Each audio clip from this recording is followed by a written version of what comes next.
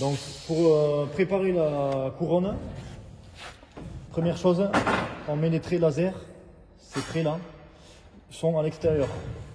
Ces traits ils servent à positionner cette pièce et celle-ci. Donc si on regarde bien, quand cette pièce elle est alignée avec le laser, les trous sont en face. Donc ces 4 trous, les plus gros trous là, ces deux. Et ces deux sont réservés pour ces pièces. Donc on prépare de l'autre côté avec ce système de cornière et de plat. Le but définitif, c'est de souder le plat ici, bien perpendiculaire, pour pouvoir se fixer dessus avec les tôles de protection.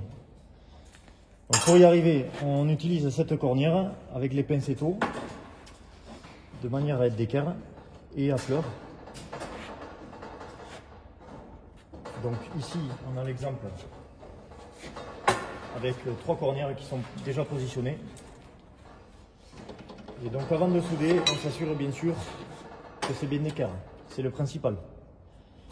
Donc une fois tout pointé, on soude par intermittence. C'est pas la peine de tirer des cordons sur tout le long. C'est quand même c'est du fer plat de 2.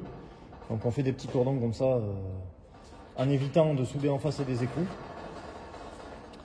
Puisque l'étape suivante, c'est le positionnement des écrous avant de les souder.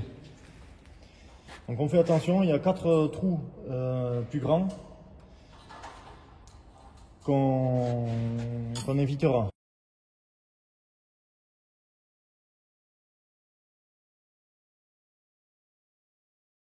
Alors avant de souder, on prend une vis qu'on vient serrer. Alors il y a double fonction.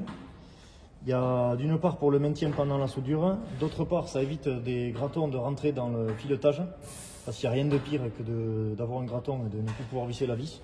Et surtout la position de l'écrou, on veut que le plat soit côté brosse, parce qu'ici il y a une brosse qui va venir, avec potentiellement des pièces ou des vis à l'extérieur, donc on essaye de gagner un maximum de place en évitant qu'une pointe se retrouve en face.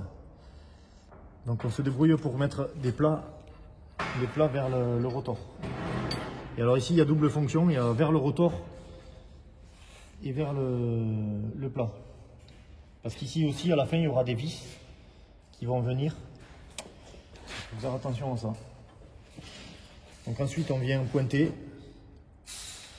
en évitant toujours pareil cette zone de chaque côté. Voilà, 3 côtés minimum. Et ensuite cette pièce est terminée.